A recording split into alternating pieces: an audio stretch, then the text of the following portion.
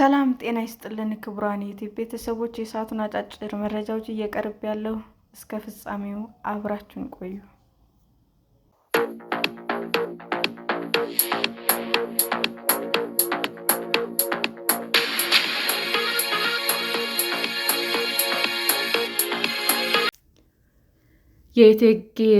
የእቴጌ ጥሩ ወርቅ ባለወርቁ የፀጉር ማስያዣ ጌጥ ሊመለስ ነው።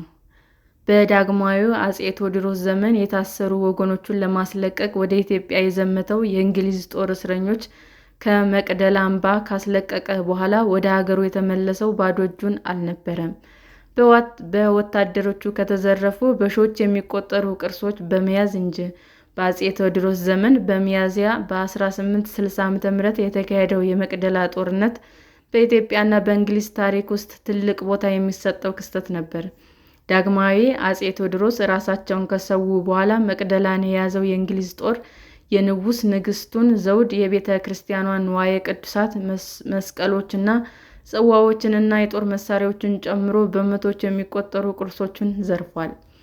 የንጉሠ ነገሥቱ ልጅ ልዑል ዓለማየሁ ቴዎድሮስና ባለቤታቸው እቴጌ ጥሩ ወርቅ ይዞ ወደ ሀገሩ ለመውሰድ ጉዞ ቢጀምርም መንገድ ላይ እቴጌይቱ በማረፋቸው በትግራይ መቀለ ከተማ አቅራቢያ በሚገኘው ጨልቆት ቅድስት ሥላሴ ቤተክርስቲያን ሥርዓተ ቀብራቸው ተፈጽሟል። ወታደሮቹ እቴጌይቱን ይዘው ባይሄዱም ከወሰዷቸው ንብረቶች መካከል የወርቅ የፀጉር ማስያዣ ጌጥ ይገኝበታል።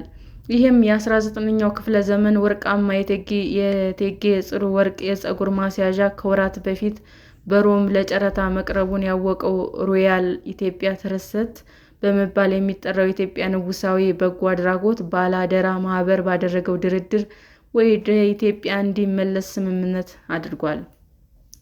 ማህበሩ እንዳስታወቀውም የእቴጌይቱ የፀጉር ማስያዣ ጌጥ ከመቅደላ ውጊያ በኋላ በእንግሊዝ ወታደሮች ከተዘረፉ በሺዎች የሚቆጠሩ ቅርሶች አንዱ ሲሆን ለጨረታ አቅርቦት ከነበረው በሮም ከሚገኘው በርቶሎሜ ፋይን አርት ጋር በተደረገ ድርድር የተገኘ ነው። ድርድሩ የመሩት የኢትዮጵያ ዘውድ ምክር ቤት ፕሬዝዳንት ልዑል ኤርምያስ ሳህለ ሥላሴ ከማህበሩ የቦርድ አባል ኒኮላስ ሚሎል ጋር በቅርበት በመተባበር መሆኑንም ጠቅሷል። ማህበሩ ለጋሽ አካላት ድጋፍ በማድረግ በቅርቡ እንደተገኘው የመቅደላ ጋሻ ያሉ አስፈላጊ ባህላዊ ውድ ሀብቶችን ማስመለሱ ይታወሳል። ቅርሱ እንዲመለስ ለተባበረው ለበርቶሎሜ ፋይን አርትና ለባለድርባዎችና እንዲሁም ለለጋሾቻቸው ምስጋና ያቀረቡት ልዑል ኤርምያስ በእምነትና በጋራ በመከባበር ላይ የተመሰረተ ትብብር በማድረግ ጠቃሚ የሆኑ የኢትዮጵያ ባህላዊ ቅርሶች ሁሉም ኢትዮጵያውያን እንዲሁም ዓለም እንዲማሩበት፣ እንዲያደንቁትና እንዲመረምሩት ተደራሽ እንዲሆን ማድረጋቸውን እንቀጥላለን ብለዋል። የታሪክ መዛግብት እንደሚጠቁሙትም ይህ ቅርሱ የብሪቲሽ 33ኛ ክፍለ ጦር አባል ከነበረውና እቴጌይቱ ጥሩ ወርቅ ከልጃቸው ልዑል ዓለማየሁ ጋር በመንገድ ላይ በነበሩ በመጨረሻዎቹ ቀናት አብሮ ከነበረው ጄምስ ሲንክለር ጋር የተያያዘ ነው።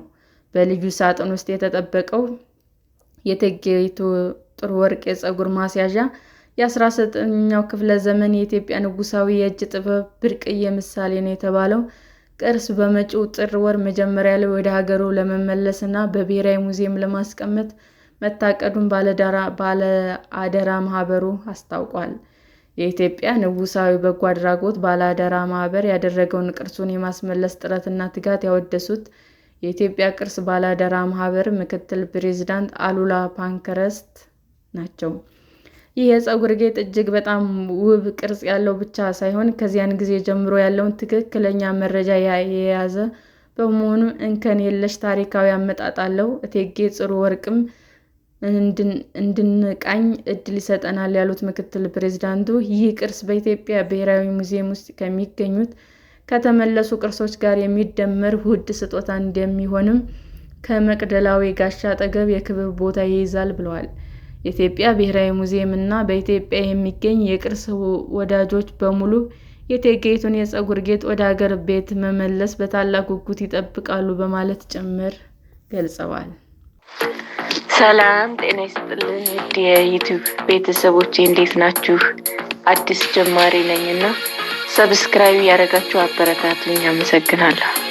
ክቡራን የዩቱብ አድማጮቻችን ለሰዓቱ ያቀረብኩላችሁ አጫጭር መረጃዎች ይህንን ይመስል ነበር። በሌላ መረጃ እስክንገናኝ ሼር፣ ላይክ፣ ሰብስክራይብ እንዲሁም ቢቀርብልን የምትሉት መረጃ ካለ ኮመንት እያደረጋችሁ ቸር ቆዩን።